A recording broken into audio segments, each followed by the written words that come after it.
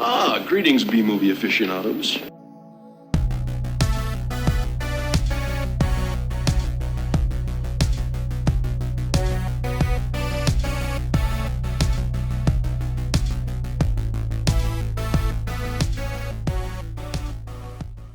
Hello, welcome to A Couple of Flicks. I'm Tristan. I'm Nick. And I'm Zach. And I'm going to be a still image this episode if you're watching. Some technical difficulties. Yeah. Yeah. It all comes out fine regardless. So, Yeah. It's the content that matters. Yeah, exactly. Yeah. My sister mentioned to me recently that podcasts are kind of like recorded phone conversations, but like really cool ones, you know. So yeah, that's what she likes to think of a lot of them as being. So yeah, that's what a lot of them are nowadays. Yeah, it's kind of cool. So, but so today we are going to. This is an episode in which we speak of one film, because we've done that a few times. We did that for Moonfall and RRR recently, which I don't know if you guys want to talk about the buzz, but Almost at 5,000 plays right now. yeah. So thank you. Yeah, all the folks. everyone. Yeah, that movie was pretty badass. But Now just watch all of our other videos. Yeah. Do it. But so today, we're going to talk about something different. Yep. So this week we're talking about a movie I chose. So I just brought up because I don't know, it's always been a movie that I've loved, and it's unique in many different ways. And I think that it should be talked about more often than what. I don't know why people haven't seen this or heard about this or watched it. For many reasons. It's called Coherence. So how familiar were you guys with this movie beforehand? Have you heard of it, or was because I know I mentioned it before, I think in one of our top 10 lists or something. I may have put it on. I there think or something. so. Do you want to go first, Zach? Yeah, I think that was the first time I had heard of it, really. Maybe I'd seen the poster before, but I hadn't really heard it mentioned before you said anything. Okay. My dad saw it in the theater and told me about it. Yeah. Yeah, I assume this would have like a low release, like a. It did. It got a wide release. It didn't get a wide release, but it played in Montpelier, and around that time he was seeing a bunch of stuff in Montpelier, and a lot of the theater does a lot of like art house film type shit too, right? Yeah, it's a good theater. And a lot of the weirdest movies I've seen I saw there. So I think the weirdest film I ever saw in the theater was in Lawrence, Kansas, and that was Synecdoche, New York. But I've seen a lot of it is. Especially nowadays, like it just gets increasingly relevant. But let's see. But yeah, I've seen like some pretty weird stuff in Montpelier too. I saw like Border and some other stuff.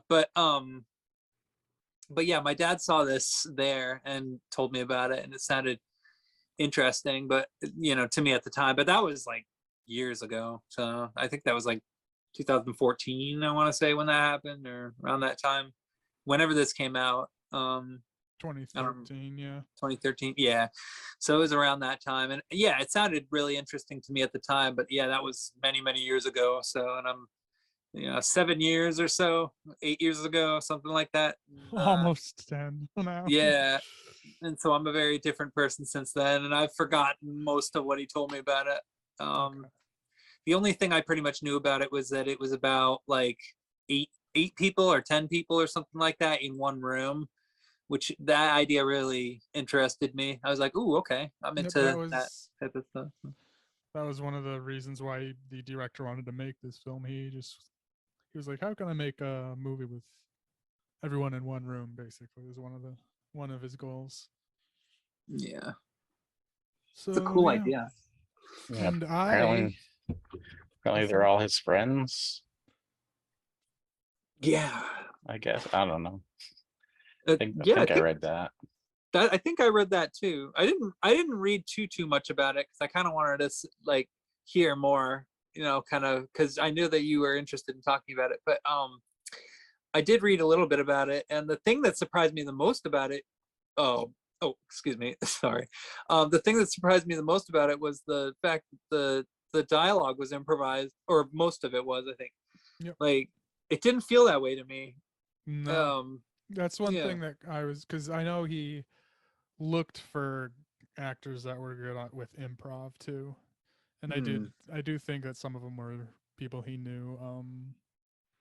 And Yeah. Amir, the character Amir, was the other co-writer, so he knew what was going on. So one of the reasons why I think this film was crazy good is that yes, it's mostly improv. It was shot over like only 5 days in the director's house. So this was, done in that was the set was actually the director's house. That's So cool. so that's why it was a little intimate feeling, There's like only 5 crew members total, like a couple, 2 camera and a couple sound. So that's why you'd get a lot of close-ups because they're like up against a wall in the director's actual house. It wasn't a set, but I also felt like it gave a nice intimate feel, like you were in there as well, which was nice. Yeah. So the way it was done, yeah, it was over like 5 days. The actors they didn't know each other at all or anything, and Right. there was no formal script. The script was like 12 pages long technically. Yeah. And each scene or day of filming, the actors were just given notes. Like I think they were given an overall character background, and then like every scene they were like, welcome back. Every scene they were given like post-it or like just notes on topics to bring up and what you're going to do to respond to other characters that are bringing up topics and stuff like that. So yeah, it was like 90% improv. Things were, took place to surprise the actors as well and everything like that. So the actors That's had cool. no idea what was going on to give the characters an actual feel of like they have no idea what's going on. That's awesome. Like that's kind of like how the Blair Witch Project was filmed a little bit. Like almost like I think the director described it as like a filmmaking boot camp or something like that. So Nice. and then the nightmare wasn't even over after they finished filming it, because then they had to contractually not go out in public for a certain amount of time as part of the publicity, which is like, oh, that's messed up. So it affected their lives for a few years. Damn. Yeah. So yeah, that's one of the more interesting things that was, Yeah. yeah. And like, so like, yeah, the Amir character, he was a co-writer. So like, if at any point the actors weren't getting to the next step, he would maybe kind of coach them in the way. So Okay. he's a little bit of info for you. That's so cool. Yeah. Yeah. But anyway, I mean, I guess we can get into this. I mean, okay, so before any of this, I mean, I should have said this way up top. I recommend, if anyone is at all interested in this movie, don't listen. This is a spoiler heavy of a great movie you should probably just watch going in as blind as possible. Yeah. Because it's a mind bender. It's like you just watch it, just go and watch it. Yeah. It's on Prime, bunch of different streamings. It's highly recommended. 100% agreed, because everything we're about to say isn't going to make any sense to anyone who hasn't watched it. And like you said, it's just going to be very spoiler heavy, and yeah, it's honestly much better to watch this movie, I would agree, rather than listen to people talk about it. Yeah. Although if you've already seen it, that might be fun. So yeah, that's what this is for. So if you're into that type of stuff, don't turn it off. Yep. Anyway, I mean, so I'll just give a quick little so like I actually found this movie first of like there was like a mall in Burlington that had like a little trading card type store, with Hmm. trading card, just a bunch of gadget, like just a small little thing. Had a wall of Yeah. like DVDs, so it was kind of like a bargain bin DVD thing, and that's one I grabbed from that. Nice. And then like one weekend I watched it. I thought, oh shit, this is amazing, and brought a couple of friends over, and that like the next day to watch it, and I was like, holy shit, watching a second time over is even better, because you start noticing a ton of crazy shit that like starts unraveling, and you're like, oh fuck, this is a well plotted out movie. And again, like the reason why I was a little late to the record was because I watched it twice in a row back to back Hmm. today, like just before the record. I watched it once just straight through, no note taking, and then the next time I watched, I was like, okay, here's some cool shit that was happening. Oh, I thought Nice. about doing that.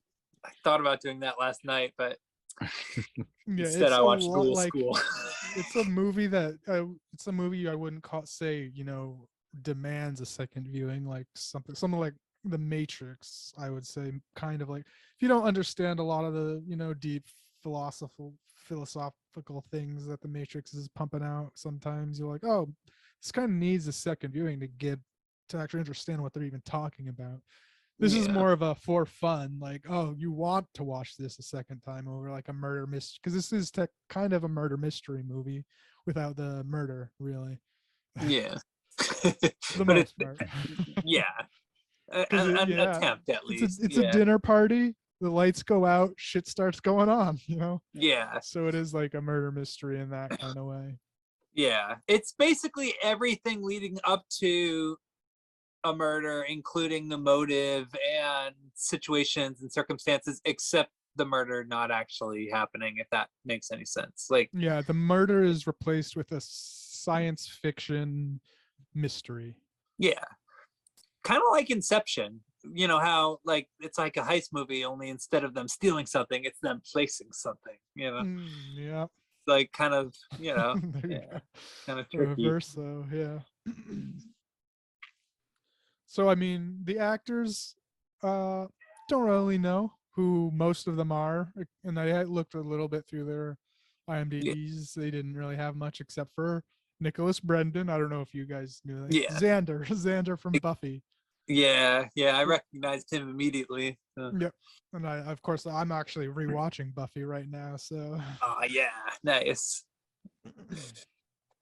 so this, so yeah, it's a murder mystery kind of out. Just okay, I'll get started. Is there's 8 friends going to a dinner, right? Yeah.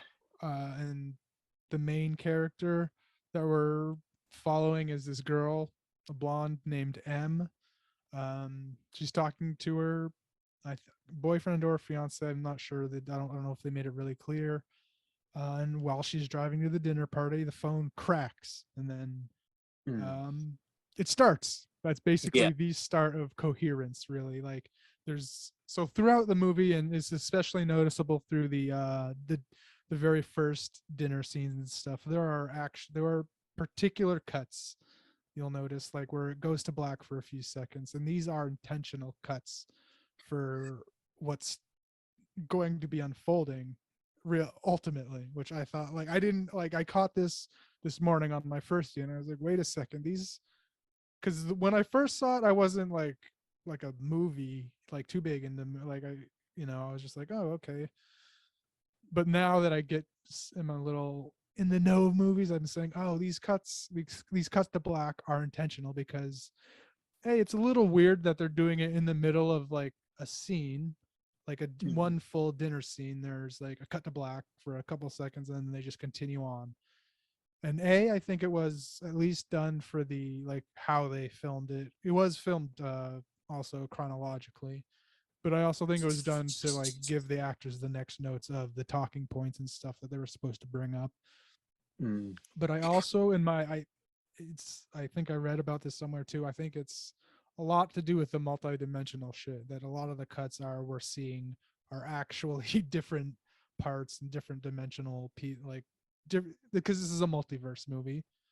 And Yeah. in those, particularly in the beginning, I think those cuts were kind of in there to show that we're actually not following the same group of people over and over. Like all of those cuts are technically different groups of the people. Okay. All right. Yeah, I didn't catch that till the end, but yeah. Yeah, I didn't. I Yeah. noticed that this time, and then I was looking at the Wikipedia, and it, or just to get some cool little info, and I was like, oh shit, I was right. So it says like the movie cuts to black at 02, 03, 05, 05, Mm. 07, 09, 19, Yeah. 27. Yeah. And the movie's director said these cuts signify something, but hasn't said what they signify. Right. And it just goes on. So those were definitely, and that's my theory. He hasn't stated why. Maybe he has now by that, but that was my theory at least. It seems like a pretty sound theory. And I think that like there were some things about this movie that were a little bit disorienting, and I was trying to figure out along the way, but I didn't really get confused until the end.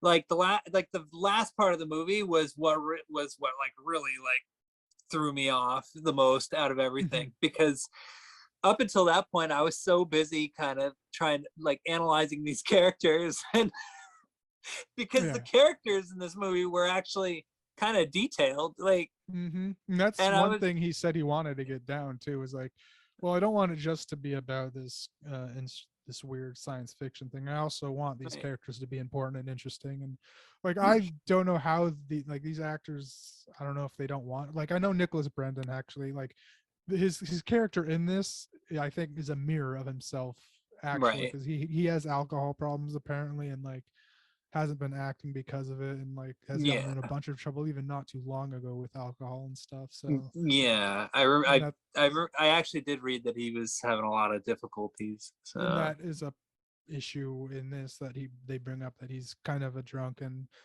I think, and again, yeah, so he kind of incites a whole incident, but yeah, that happens way later.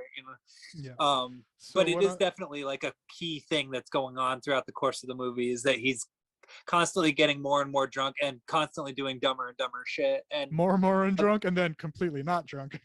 yeah, and it ends up being For kind of the core reasons. conflict of the movie, but like the way it happens is interesting though. Yeah, Because there's a yeah. lot of other stuff building up around it. It's like, whoa. So okay, yeah. So I wrote down some of the very beginning like shit that. So yeah, cracked phone is, and I just wrote, it starts, and then Yeah. there's the first cut. And can I just say one thing real quick? That immediately hooked me, like instantly, because that same thing has happened to me before. The very Really? first, yeah, I'm not even kidding. The very first phone I had, trying to find it, because I went ballistic when I saw that. It just cracked without you talking Yeah, or dropping this it. this is a phone that I had like I think over 10 years ago, and I talked on it, and then suddenly like I heard like a weird like splintery sound, and I looked, and it was totally cracked for no reason, and I couldn't figure out why that happened.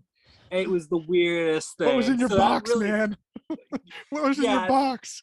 that it We just gotta know. totally spooked me seeing that with this movie. I was like, okay, oh man.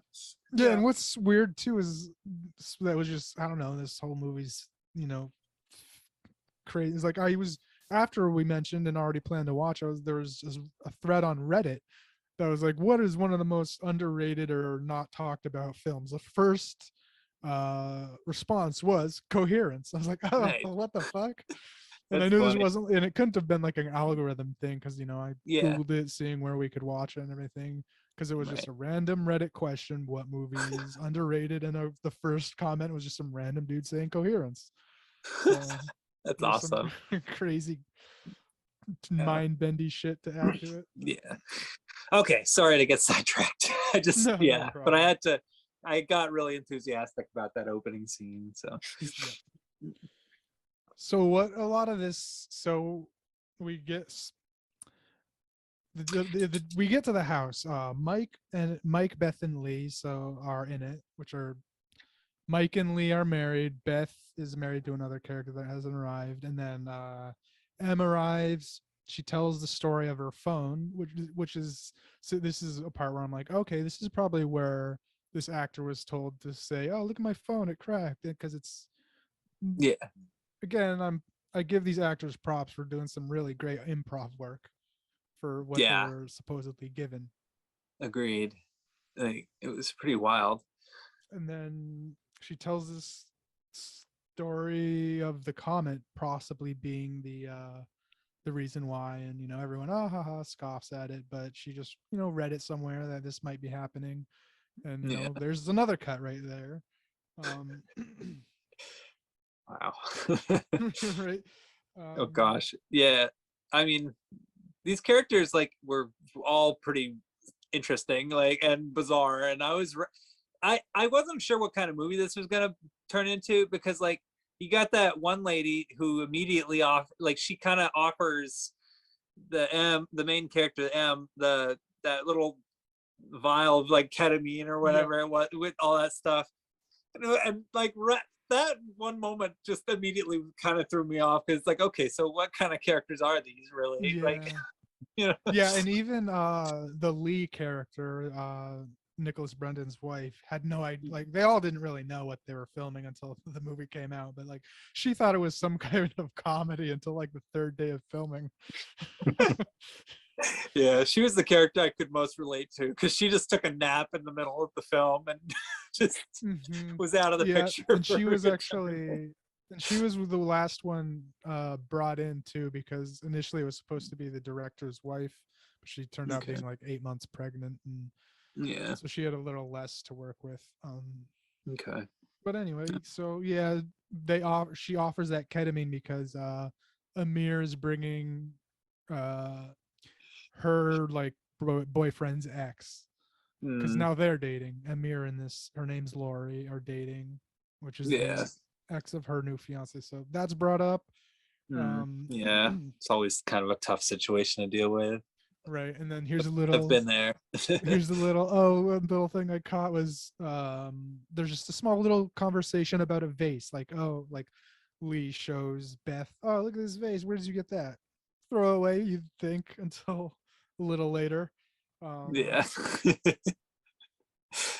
So yeah, the Kevin and Hugh, which Kevin is the main character's boyfriend, and Hugh is Beth, the older lady with the ketamine's wife.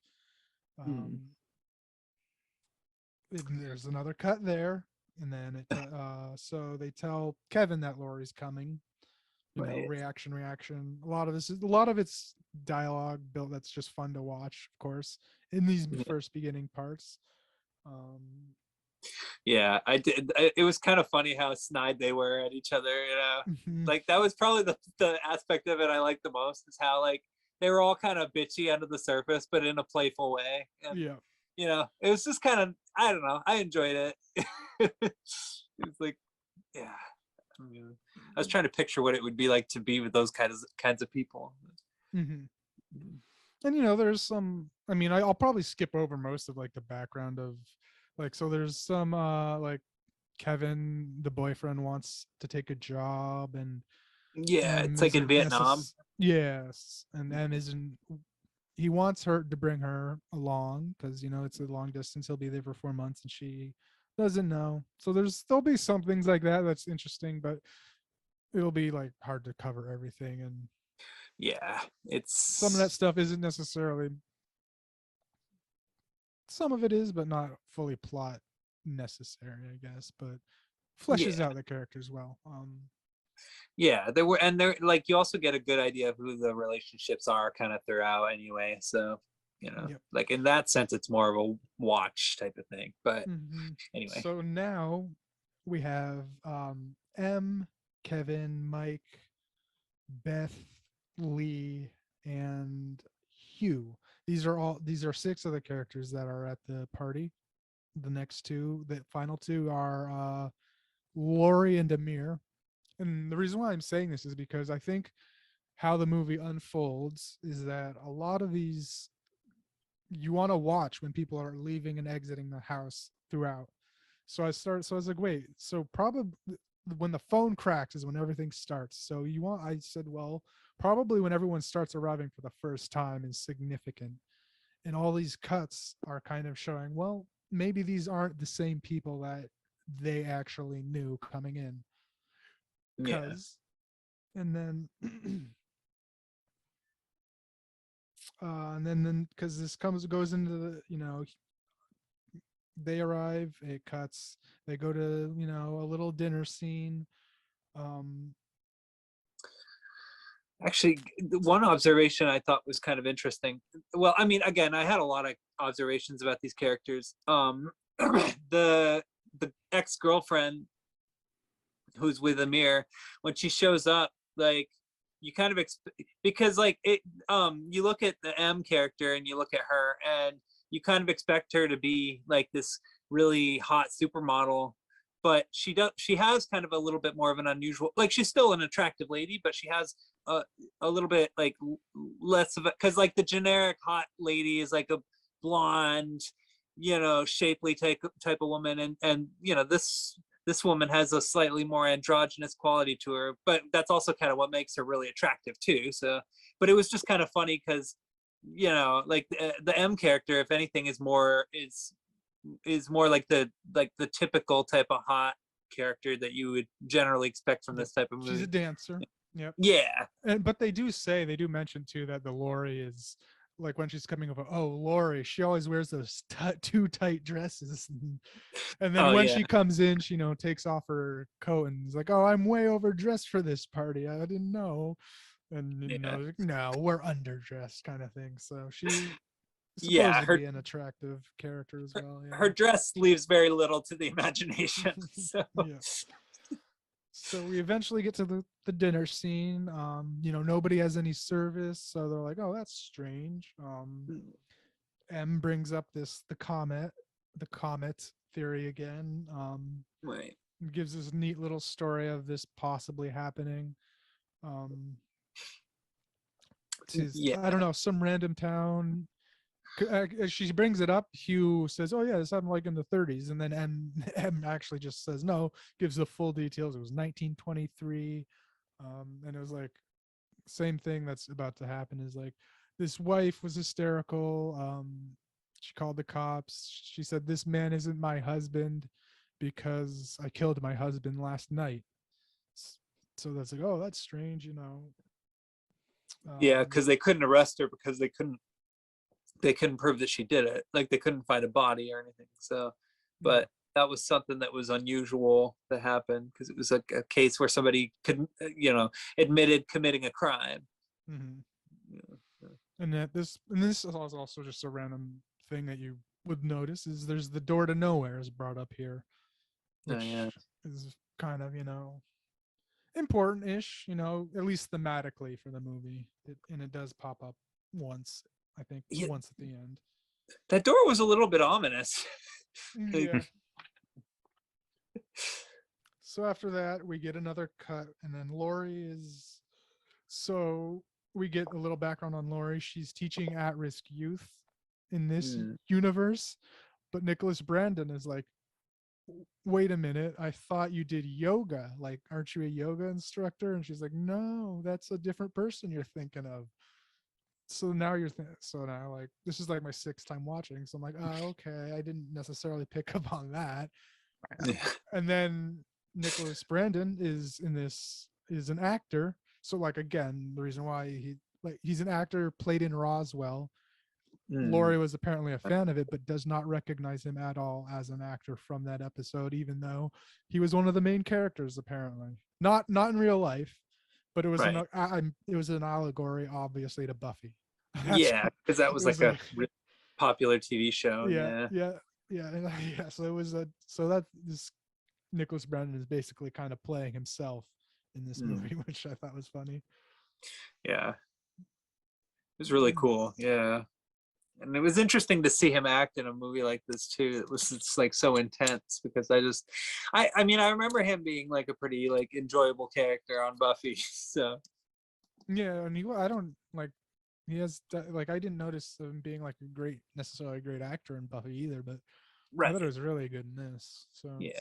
was charismatic in that, but in this he displayed, you know, some real A wide intense. range. Yeah. He displayed that charisma. He was witty and funny and shit, just like Xander and Buffy, and then he Yeah. did do some intense shit as well in this. Yeah, definitely. I think the acting was really good. Yeah. We get the backstory of M's dancing career, that she basically made the show but was replaced by some world star dancer, didn't want to take the understudy position. Mm.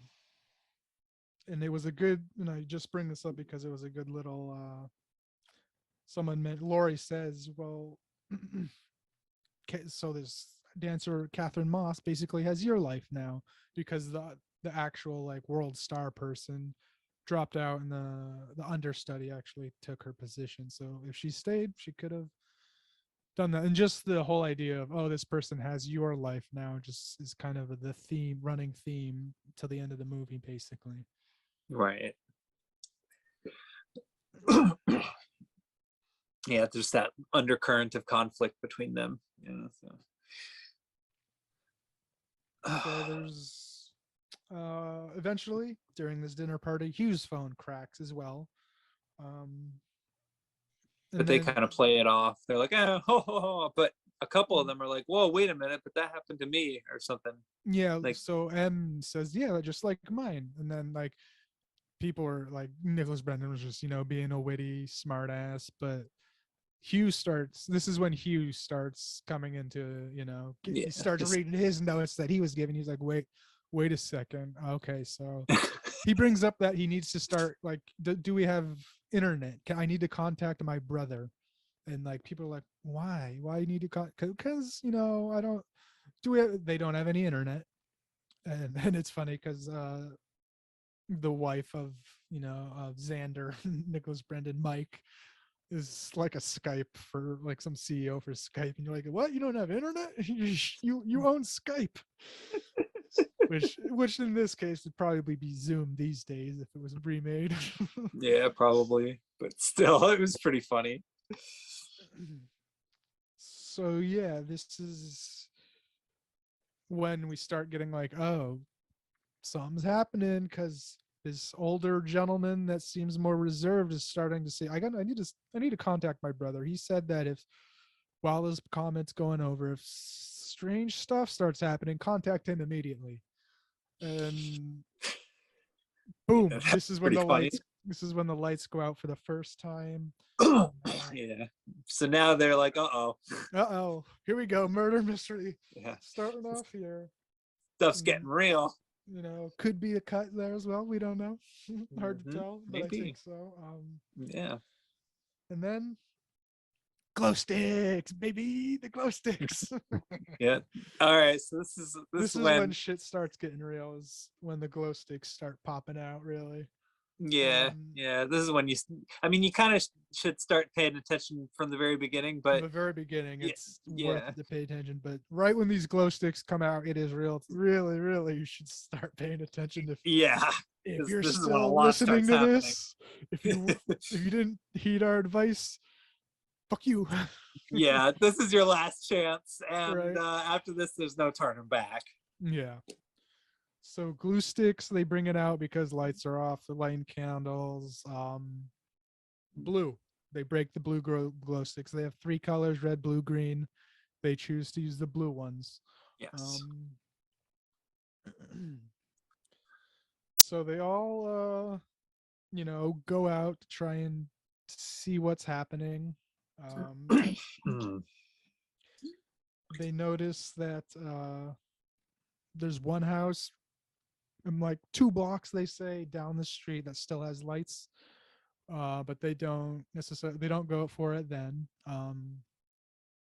They return to their house, and at least one thing has changed, where there's this broken glass that they don't remember knocking over or breaking, but it's broken, and this glass reappears throughout the movie. It's one of those things that there's that glass not broken throughout the rest of the movie. I noticed that later. I was like,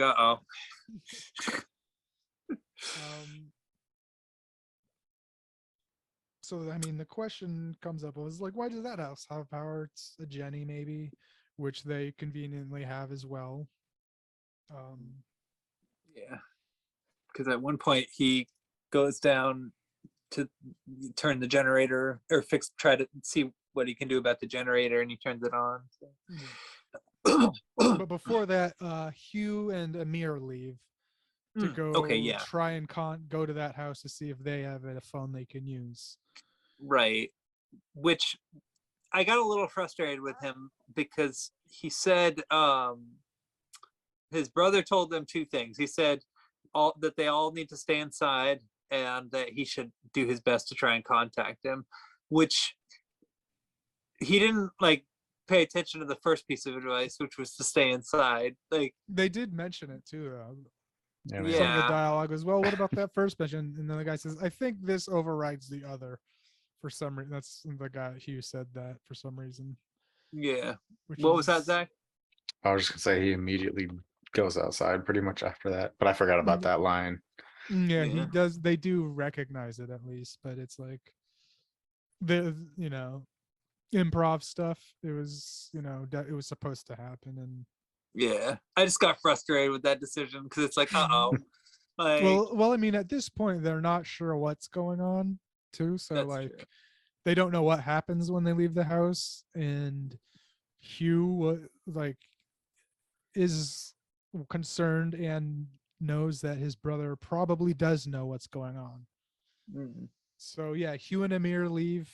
That for a while they're gone. This is when the generator of their house goes back up. Yeah, Um, I mean, when Hugh and Amir leave, there's a cut. yeah, There's more backstory to the comet. This time it's a lot. They're like saying, so what's like they're grilling M yeah, about because she seems to know a lot. She's like, well, this time it's a lot closer. She gives another throwaway about some other random comment that I don't think really needed to be in, but that it exploded and killed people, 2 people in yeah, Siberia.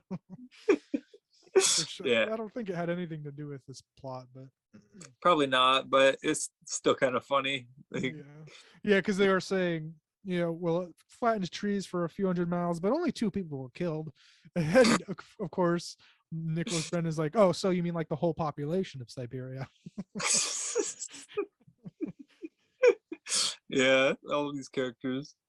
Um, but I know when he does return, he has like a injury on his head or So something. this is actually an interesting part too. Is well, so they haven't returned yet, but what happens is there's a knocking at the door.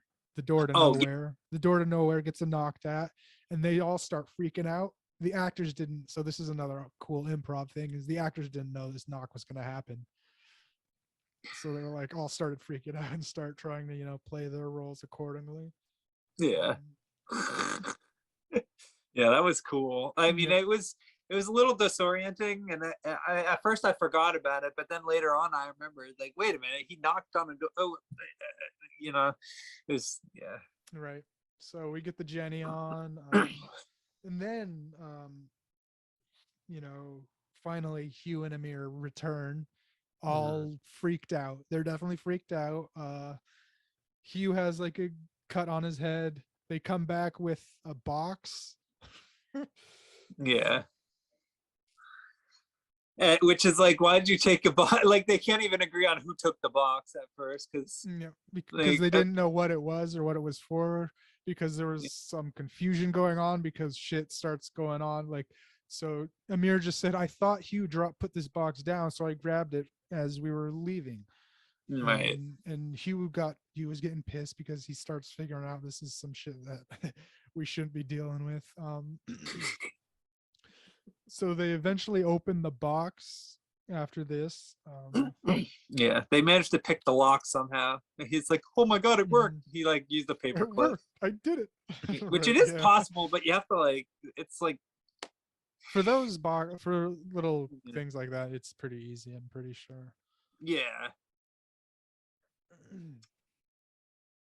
And inside this box was, well, a ping pong paddle, Hmm. and then pictures of all of themselves, which is freaky to, to you know bring back from Yeah. another house. Like, wait, what? Why do they all have pictures of us? Yeah, that was terrifying. Yeah, and you're like, what's going on? And on the back of these pictures, there's numbers written down. Mhm. So a lot of this is them in real time as actors trying to figure out what's going on as well, because they don't really know what they're dealing with as the actors. So I thought Right. that was a nice bit of realism instead of just like dialogue. Like, wait, so some of them are like fumbling through, like, oh, so what does all this mean? Yeah. Um, and like the first thing that M does, doesn't she like grab a piece of paper and write the numbers down, like or something like That is that? one thing she does, yes. Yeah. And So then later, she like looks at the back of the and looks at the writing on the numbers and realizes, wait a minute, this mhm. is my handwriting. Yep, right. Like, right, she starts writing it down, like who they, trying to piece it together, do the puzzle. They write what numbers associated with what, Yeah. and she's the one writing. And as she realizes, oh wait, this is my handwriting. What's going on here? Um, Yeah. so then this is where they start getting inquisitive of Hugh, because Hugh's definitely acting strange. Yeah. They're like, what's with the box? Why is this doing this? Why aren't you saying anything? What did you see over there? And he comes out and clean and says, I saw this. I saw this dinner table. I saw, he didn't see anybody there, but as far as I could tell, he just mentioned that, yeah, I saw this whole setup, candles, the dinner table. I Yeah. knocked. I first knocked on the front door, no answer. And I knocked on the second, on the side door, the door to nowhere would have been. And then they're like, Mm. "Oh, you fucking idiot! You just did a circle. You knocked on our door. We just happened to do this." And it was like, there's a good, nice, heated argument of, no, I walked 2 streets, 2 blocks down. So it's like a little conflict there of people, saying, "Oh, you're just a fucking idiot," and knocked on our own door. Yeah, which made me laugh. But he Yeah. was adamant that no, it wasn't. It wasn't this building at all. Right. Um, so now Hugh really wants to contact his brother. So his idea is to go back one more time and write a note, say at least with a note, put it to their door. But before he even is able to leave their house, someone knocks on the door again, leaves the same exact note. It's like, oh shit, now And what's going on even more? and the note basically says, um, we don't be freaked out. We just need to use your, or we just want to use your telephone or something like that. Or could we Yep. use your telephone or something? Yeah, Which, yep. yeah, that's all the note was gonna say. And he like started writing the note, but then the note appeared on the door, which is like, Yep, yeah, and a different character's reading it out, and like you see like him lift up the note, and he's like, "Oh shit, what the fuck?" And they compare it, and it's like the exact same handwriting and everything. yeah. So now they have two notes. Yep. So he doesn't actually go out and deliver his note. I don't think. He gets a band-aid on him, cloth band-aid. Yeah. Which who puts it on him? I feel like that was important, wasn't it? It was Lee, yeah, the Oh, okay, wife, the right. wife of, yeah, Nicholas Brendan's character Mike. Okay. Who by this point is woken up. I don't think she went to sleep yet. Oh, okay. Oh, yeah, you're right. Sorry. So yeah, they're still trying to figure out numbers in the pictures. Amir notices that the picture that was taken of him was taken tonight, because this he bought the shirt that this was taken in tonight. They figure out, oh, it was taken against that wall. Yeah. Now, and then So this is yeah, so they're busy scrambling to figure out how the picture was even taken. Yeah. yep. So this is where Mike starts, getting hard, like getting a little heated, because he starts thinking like, well, what the fuck would I be thinking if I was, you know, myself in a separate. myself in this situation. I'd be wanting to go kill myself Yeah. basically. Before myself can kill me. Right. And yeah, like So basically by this point they have sort of delved a little bit into like what it could be happening, I feel like. Or no, they haven't, because they haven't gotten the book yet. Okay, not, sorry, I'm getting ahead of myself. yeah. So I guess he doesn't say those lines yet, but he is definitely getting agitated. Yeah. So he goes out, and so not he, but so after that note, Yeah, what did happen next? It's Lori, M, Kevin, and Mike. Those are the four that leave this time. Oh, that's it. Yeah. With their glow sticks to go investigate. And then Mike's the only one that makes it to the house. He's like, wait, this is my house. This is my house. Why is this my house? He starts looking in and he sees Lee Yeah. at this point. And eventually he says a couple of other people. Yeah. But but then they say, oh shit, someone else is coming. We got to get out of here. We got to bail. So they start going back to their place. And across the street, they run into the copies of themselves with the red glow sticks. And now you're like, oh shit. Okay. All right. We're in it now. Yeah, that was really creepy. And I was trying to figure out who they were, because they looked like I couldn't tell if they were the exact same people at first, but then I'm like, they have to be, because like I don't know how, I mean, but it just, yeah, the fact that they had different glow sticks really threw me off. Mm-hmm. It's that variable shit. Yeah. Just, I don't know, little things like that always spook me, like when like people like confront themselves and all that. Just Something slightly different. Mm-hmm. Yeah. The dark version of ourselves. Yeah, that stuff's that whole concept is just so creepy. So they return, they tell the story to the people that were left in the house. And they tell the story that, yeah, we met people with different colored glow sticks and red and blue. And even this is where there's a little line thrown out by Amir, like, so we had the red, but it was like, no, we had the blue. They had the red, which comes back later. Yeah. Which Because is like, a don't line they? Oh yeah. There's just a line I caught this showing too. It was like, oh, Amir kind of led him on with the questions like, so we had the red, you had the red glow sticks, right? No, we have blue. And then, Hugh and Amir start acting even stranger after this point. Yeah, because they're noticing that the glow sticks are like, the boxes are different. Like, yeah, the red hasn't been opened. They just have the blue right. ones. And then, well, now the Hugh wants there. It comes up that Hugh's brother sent him a book about this type of stuff. I'm assuming, and to try and prep him for shit that might go down, just in case.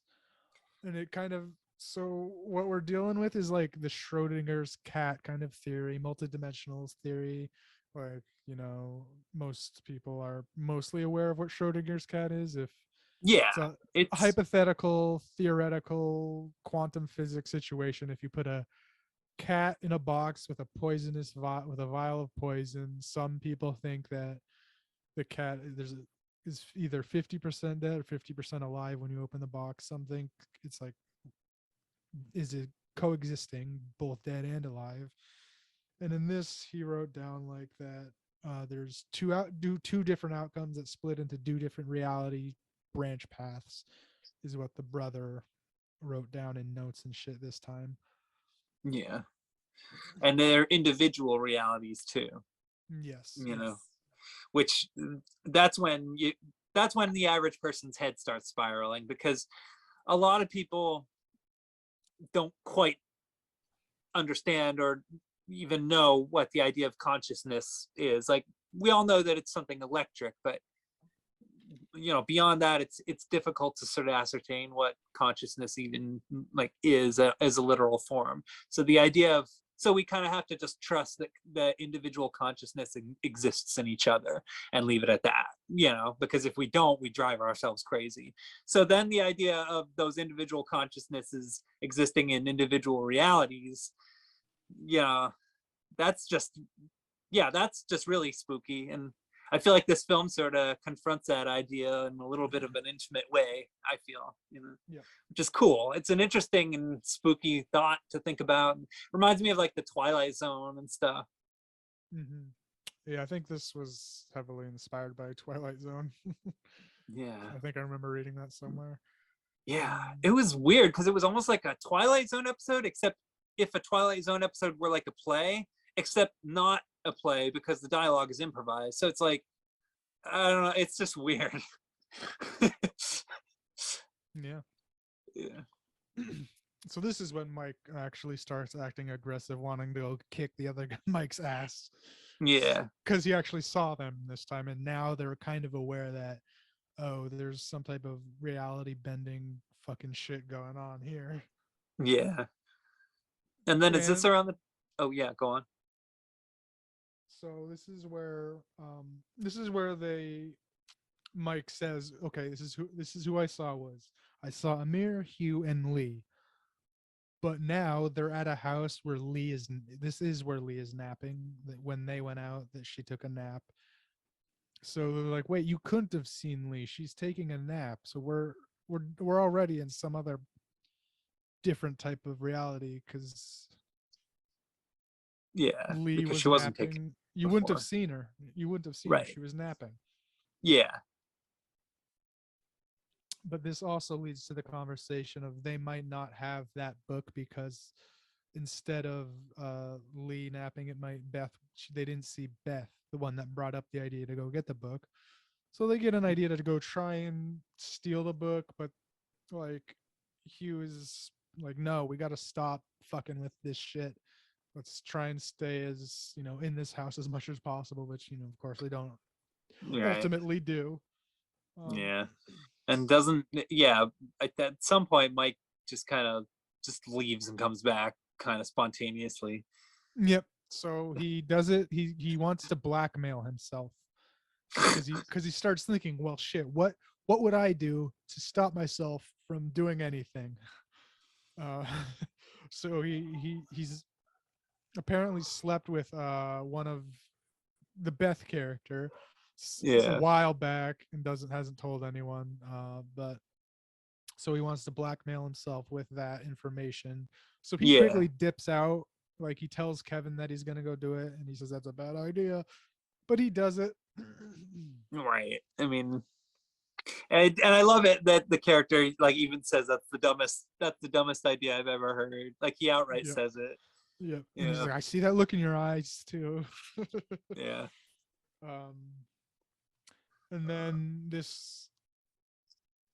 so this is where there's an accusation of, did you drug our food to this Oh, lady? yeah. And Yeah, she's like, because that was around the time that Lee, Lee right? wakes up from Yeah, it. she woke up and she said she was feeling groggy. Yeah. And that's when they found out that Beth, right? Yeah.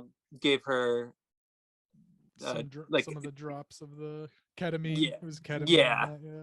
It's like watered down ketamine, but still, she just She casually gave off gives like her some ketamine. eucalyptus, lavenders, and a Yeah, little bit of ketamine. yeah, which I just like, ugh. And that thought did. Oh yeah.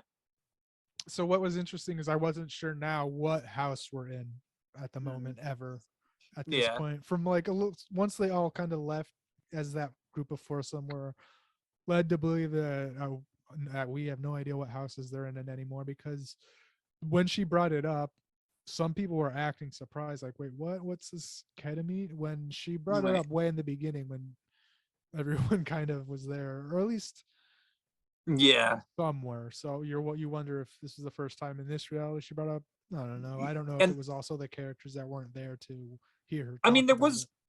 there was also kind of a moment where I actually sort of thought maybe she did drug them, like, because I don't know, maybe it's because I'm still traumatized by that movie climax, but like whenever I watch a weird movie and then like I see people acting strangely for whatever reason, my first thought are, wait, maybe they're just on drugs, So, And the reason I bring this little scene up too is because it doesn't really go anywhere anyways. right. But it's a little vase. They talk about that vase in the very beginning again. They have the same exact conversation. Beth and Lee like, oh, where'd you get this vase? Blah blah blah. And M like takes a second and says, wait a minute. Hold on a second. Hold on a second. We had they. You said this way at the beginning of the like you could tell she's like, I don't know if I'm in the right house anymore. That's so freaky. Yeah. Yeah, and then we cut to Hugh and Amir. They're going off into another room. They like whip out their glow sticks. Boom, they're red. They're like, shit, we're not in the fucking right house. We got to get the fuck out of here. Yeah. So they bolt, Yep. but then they Like- come back. So yes, well, Mike returns first after having dropped the letter off. And Yeah. he said, I thought about smashing the car window in to grab the book, but I didn't. He makes it clear, so that was obvious a line he was given. And he said he waited out there for 45 minutes because he wanted to see the reaction of the letter. Right. But Kevin says, wait, no, you were only gone for like 10 minutes tops. And there's another like, Yeah. He okay. was in and out. Like, Yeah. you barely even saw him leave. He just kind of wandered into another room and then just left and then came back like a moment, like a few minutes later. So yeah, Hugh and Lori leave with all the stuff, the box and the book, the red version at least. We don't know how many versions there are at this point. And then Mike starts drinking, gets a little rowdy. You get some backstory on him. Yeah. Everyone know. What's that? Oh, Go I ahead. just want to say I did kind of like that one moment though where like Lee kind of hangs out with him for a minute. She's like, I'm always gonna be with you, don't worry, or whatever. Like that was a nice little character moment, Yeah. that I didn't expect. Yeah, it was a nice little cute one that they added in there. Yeah. Yeah, I appreciated that because I feel like this movie, like I liked the little human touches it had, so made it easier to kind of feel invested in the characters because like otherwise you could just easily write them off as just a bunch of snooty goofballs, but Yep, and this Yeah. is and so yeah. The characters are really well done, even if they're mostly improv too. Yeah. Which is, kudos to them. yeah, that's why the improv aspect surprised me. So Yeah. So this is the point where at this return of Mike, where he also has definitely had a character shift. And like with that moment when you were just talking about with Lee and like her comforting him, and he just says, I fucked up, and later you realize what he actually did probably. But they notice so they notice that the guys left with everything, and they're like, well, the clues are the clues are still here because of course they all have to be here, they're all in this house and everything. right.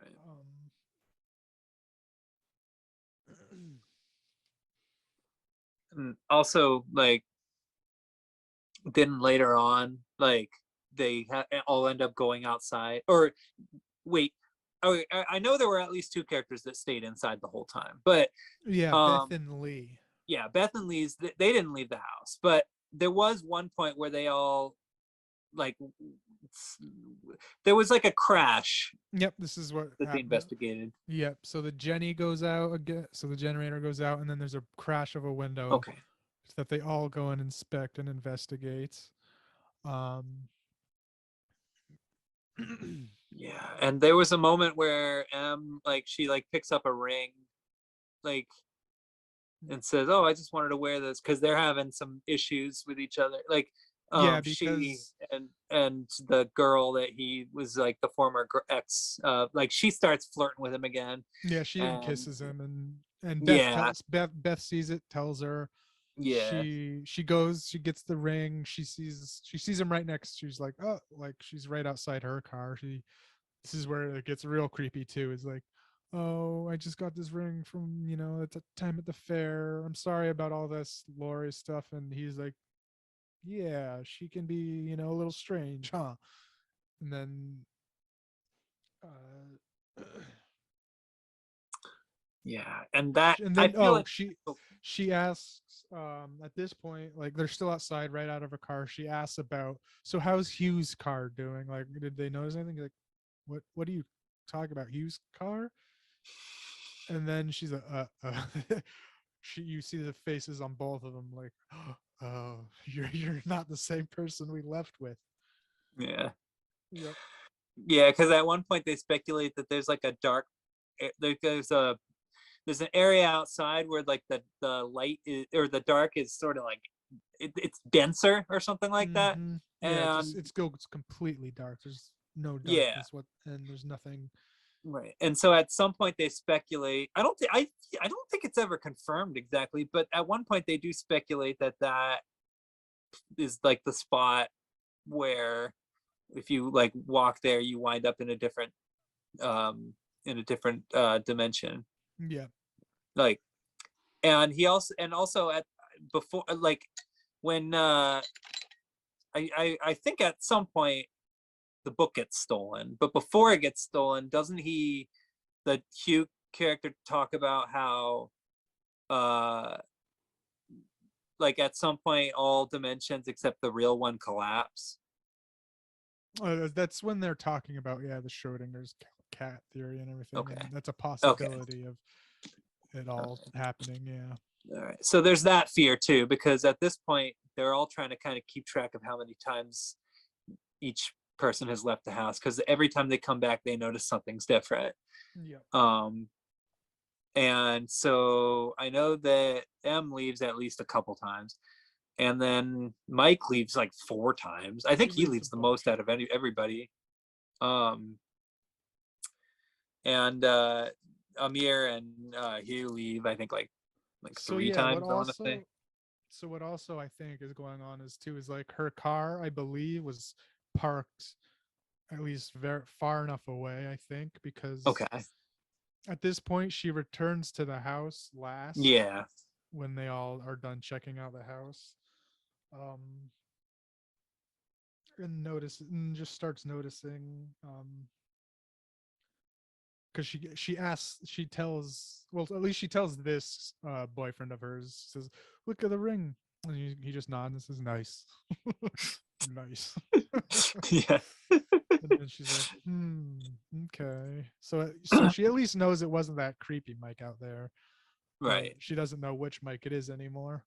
And now again, Hugh and Amir arrive. They're,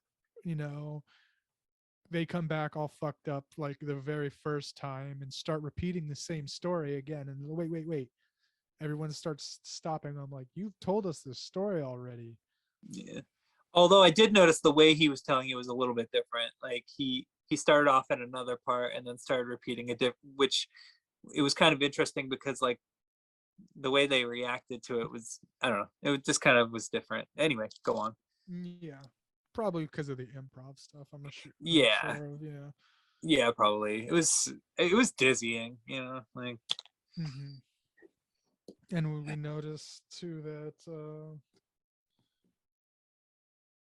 there's a different The band-aid. Yeah. The band-aid had changed. It was like, wait, I didn't put that band-aid on you. And they come back. I guess they stole, like, I don't know I'm not sure who these ones were, but they had both red and blue, but the house they were in, the red was still sealed. Yeah. So Yeah, I think they were at that point.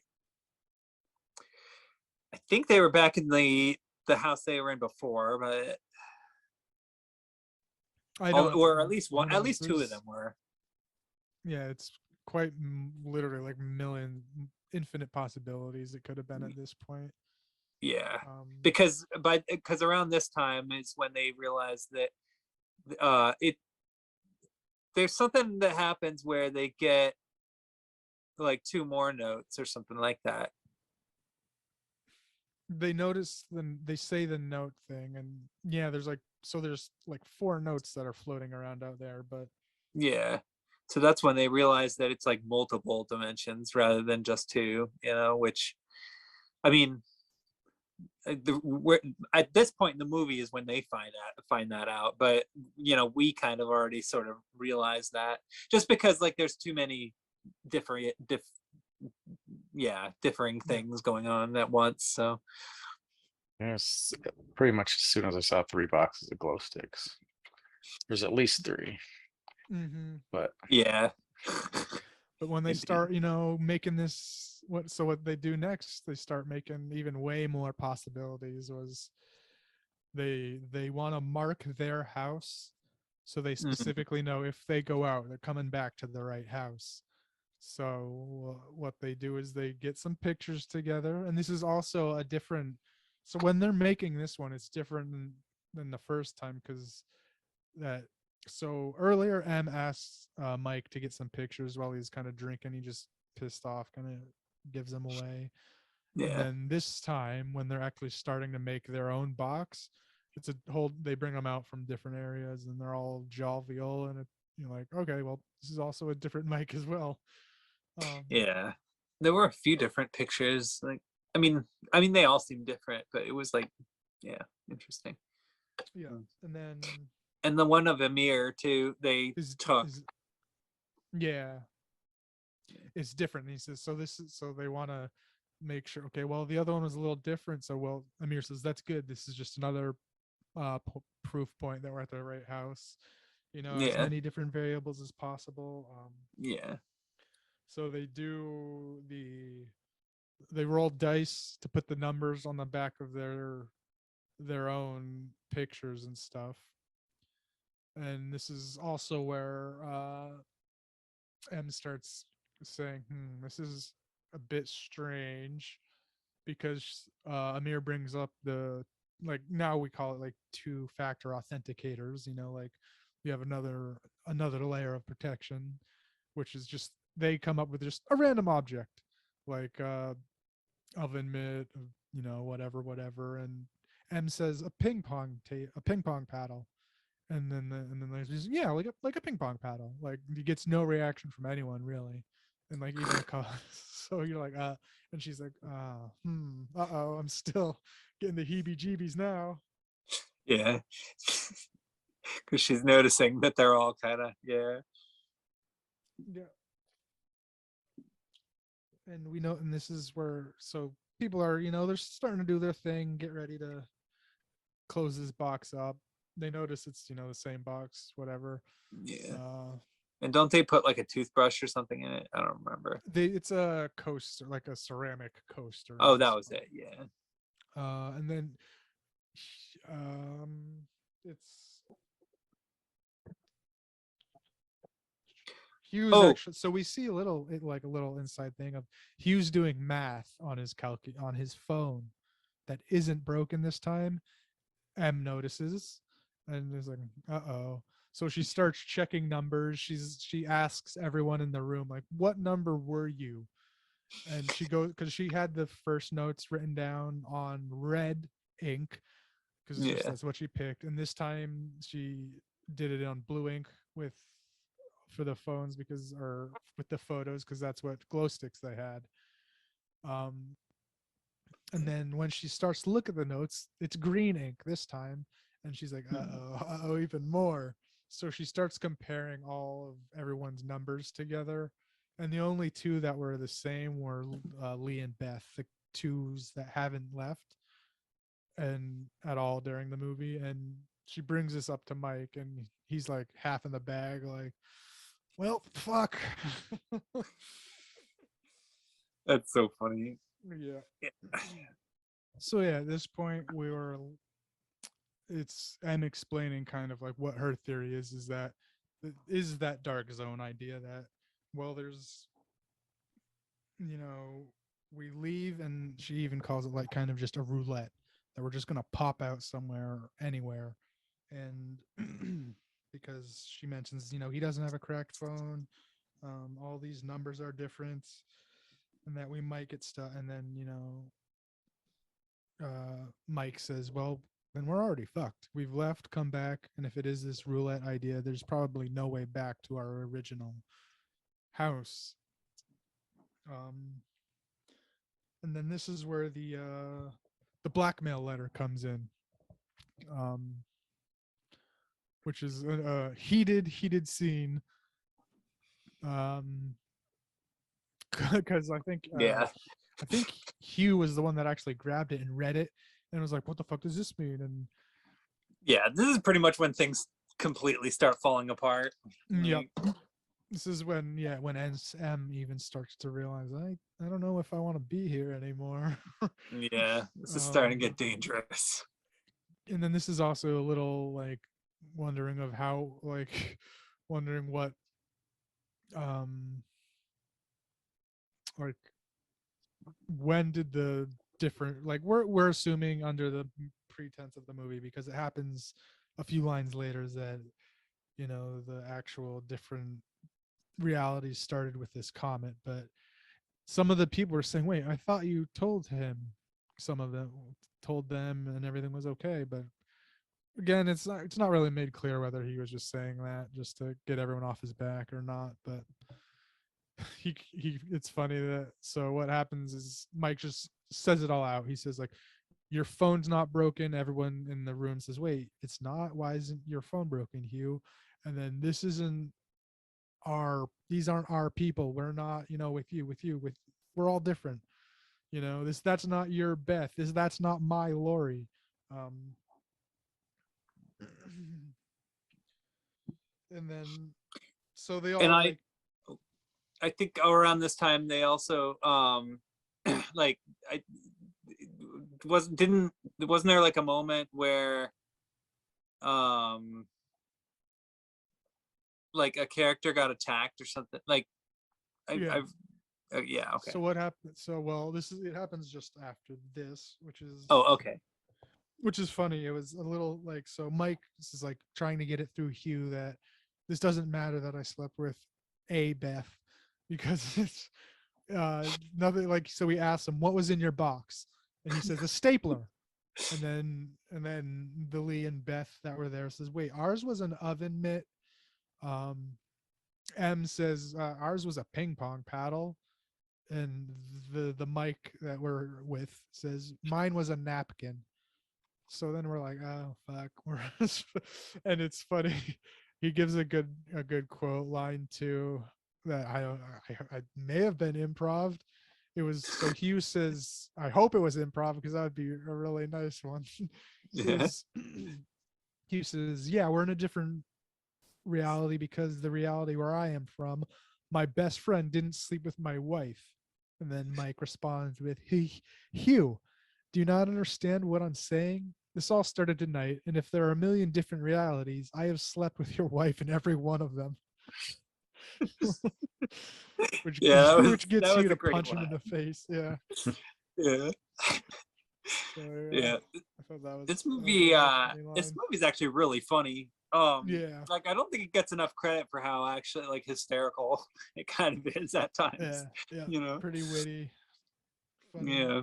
It's good. I think they got like good improv actors, is what I've heard. So I mean, they're good with that shit. Yeah.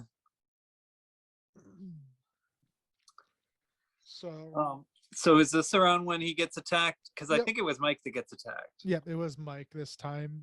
Just this time, Mike just bursts through the fucking door and starts beating the shit out of Mike.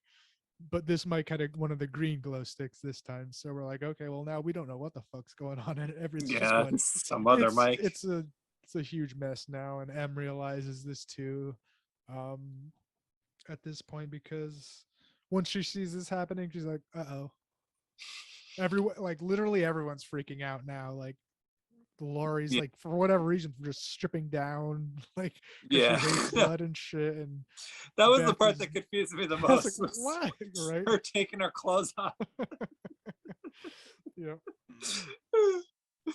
So I'm seeing all of them just break down.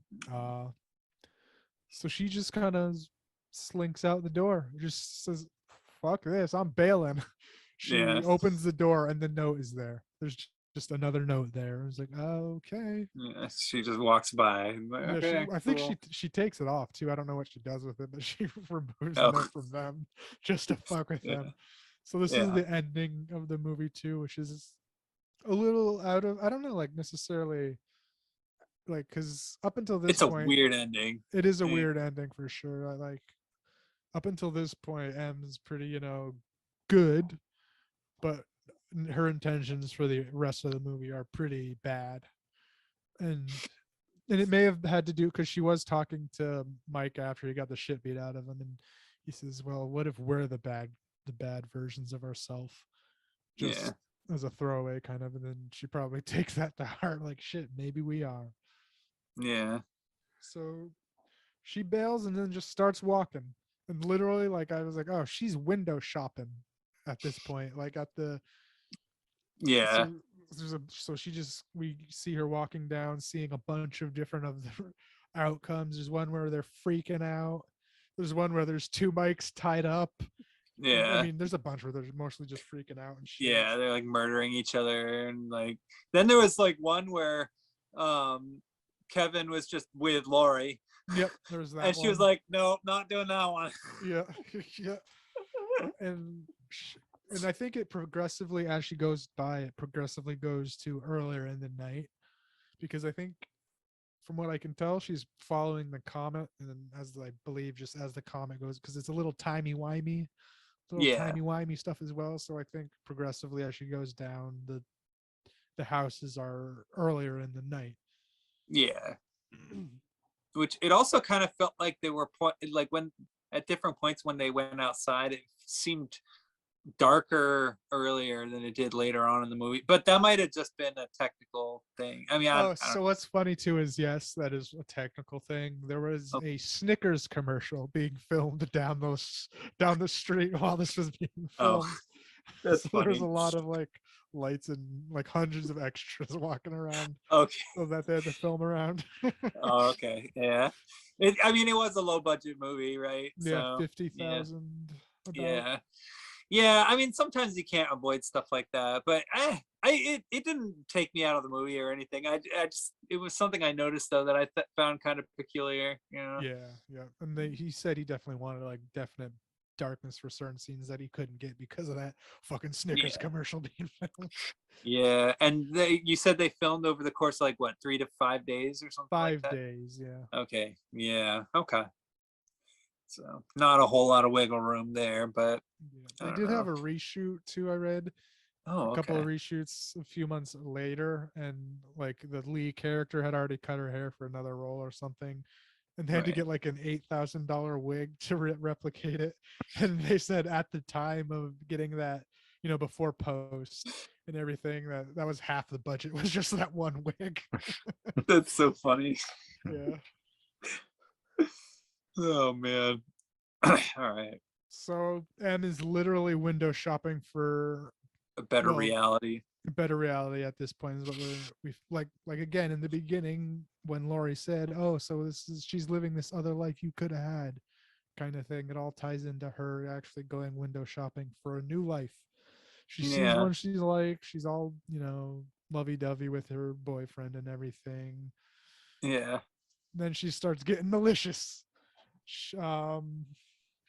Yeah. I mean, I guess it's kind of funny that like this in this reality in particular, sort of, she's following Laurie's advice, kind of, I guess. You Yep. know? And this is where we get like one of our final noticeable cuts too, is she sees this house that she's going to go in. We get a cut, and then there's a glass break, another glass break. This time it's Hugh's windshield. We're following this new group of 8. They all go out to check out what's going on. And then they all again go out to their cars to see if their cars are fucked with. M goes to hers, and then she gets attacked by the original M that we've been following, presumably I think we haven't really I assume that this M we follow is the very and only M That's besides the my one up guess until this too. point. Yeah. So That's what I'm assuming. But it's yeah, hard to know for sure. But I'm pretty sure. yeah. So she attacks this new M, stuffs like first she does go into the house, sneaks into the house. We see her pick up the bottle of ketamine, and Yeah. then that's when it cuts basically, and so she incapacitates that M, throws her in the trunk, and Yeah. Which was she pretty brutal. yeah, choking yourself out. Yeah. um she comes so she this OGM comes back to the dinner party from the door to nowhere. It's like, why'd you come in that door? And everything. Oh, It's like, oh yeah. Oh goodness gracious. And she's just kind of acting like everything's fine. Like, I, you know, yeah, and she says, fixing well, her why did hair. you she says they ask, why'd you take so long to get back? Oh, I was just admiring the comet. And they said, oh, that's right, let's go take a look. And she's like, wait, no, let's not, it's cold out there, I don't want to, let's not go back out there, come on, no. Yeah. But they're like, Yeah. ah, Let's come just on. chill. And then it's a nice little scene of them looking up as the comet starts just fully breaking apart as well.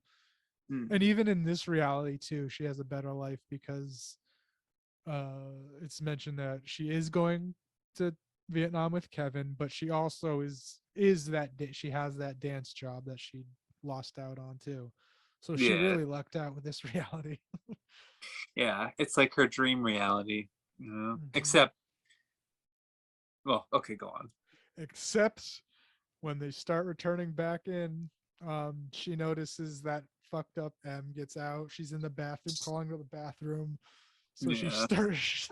So she beats the shit out of her with the top of a toilet. That She goes all psycho. It made me think yeah, of like unedited footage of a bear. If you ever see that short film, which I highly recommend you watch it as soon as possible. Unedited footage of a bear. But anyway, go on. yep. And she beats this M out, shoves her in the shower, um, and then she gets she's knocked out. She is drugged. So this is where it's a little confusing, the ending. So I don't know if again where like which M was actually doing this kind of stuff, because I can see her drugging the M that she wanted to take over, but I could also see that she wanted to drug herself to pass out to make sure that this was the reality she stays in. Yeah. Like, so she couldn't physically leave, even if, things start going awry. So I kind of think she drugged herself, but I'm not sure if it was her or another M. Uh, yeah, I don't know. That's a good question. I I just assumed that she drugged herself. Yeah, I think that was the So case because it also so she wakes up. Beth it comes out of the bathroom because she's gonna go check. Shit, is she still in there? But no, Beth came out from a shower, so obviously the one she knocked out isn't in there. But yeah, so she thinks that. So I assume she guesses that the convergence happened, that everything did collapse back in on itself right. because she didn't move the body. The body's just gone. So maybe, you know, we're all in one reality now. But at the very end, they're outside, and Yeah, Kevin she's with says, Kevin, right? yeah, she's with Kevin. She says, oh yeah, where'd you go? You passed out last night. Here's his ring. I found it in the bathroom. And she's already wearing the ring. It's because during the altercation of beating the shit out of the other, Yeah. hers falls There's off. two rings. Yeah, hers falls off, so she takes it out of the dead or unconscious one, unconscious. And Yeah. so now there are two rings in her possession, we notice. And it ends with Kevin getting a phone call. And it's like, he's like, oh, huh, this weird. It's from you. And he answers. And then it's a little like, stare down at the end before we, roll credits. Yeah. That's spooky. It's like, Mhm. ooh, all right, all right. So there's a little more mystery going on here. Like, because you don't know necessarily how that's gonna play out, because like how does a situation like that play out if there's doubles, um and the comet's already passed, so whatever realities, whatever other realities existed may have collapsed. I mean, so yeah, Yeah. I don't know, some spooky It's a stuff mind going fuck. on there. She's a Yeah, she's a twin now. Yeah. That'd be yeah, cool. pretty much. They just make up and just hang out. Yeah, it's the prequel to Sister Sister. And yeah, like I guess there was that movie Primer that sort of delved into that idea a little bit. Yeah. Um, Yep. which I don't know if you ever saw. Did you see that one, Primer? I haven't. No. Okay. I don't remember. I've seen some of it. I don't know if I finished the whole thing because it was kind of real complex. Yeah, that one's really confusing. But there is something to that though, that idea. I mean, it's a really creepy idea to when you try to like distill it and try to explore it a little bit more, you know. And yeah, I always enjoy when movies kind of shake things up like that, you know, because that's when you get into like the real heavier questions. And I guess that's kind of why I thought this movie was really interesting too, because all these characters were kind of screwed up in their own ways, you know, and none of them end up really making, you know, the right decision in the end ultimately. So yeah, I mean, the only, I guess, other than Lee and Beth, you know, only because they don't really pick fights with anyone. And they stay in the house the whole time. And they yeah. stay in the house, yeah. But I love movies like this though, that all take place in one location and just mess with your head, you know, like Exam and Cube and stuff like that, 12 Angry Men. That's a Mhm. little bit more of a dramatic example, you know, rather than a science fiction-y type of example. But yeah, I like the whole minimalist structure of these kinds of things. So Yeah. yeah, It was real good fun. script, you know, or good semblance of a script, I should say. Mhm.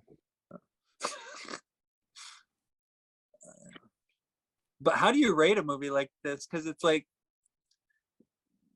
I mean, I guess one could argue its technical merits, which I don't know. I think in a way it kind of adds something because, so for example, the picture of Amir, I mean, so like a less observant person who's watching a movie like this, like they'll see the picture getting taken and might not tell the difference between the previous one and this one, you know, because they didn't really look at the photo, you know, and the film doesn't really give you a chance to look at the photo either because the camera is always moving and you can tell there's a lot of handheld work going on. And so like, you know, some details are lost here and there, but you do get enough. Yeah, and that's like if you're because paying it was attention. improv. Like Yeah, the handheld had to move out of the way of actors doing improv scene work. Yeah. So that's why it was a little shaky. Sometimes there's like out of focus stuff too, and yeah, but gave a little realism in my opinion to it. yeah.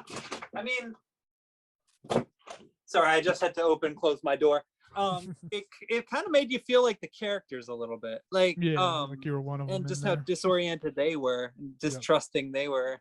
Yeah, I didn't really like the cinematography at first, but then I'm like, okay, this fits with everything else.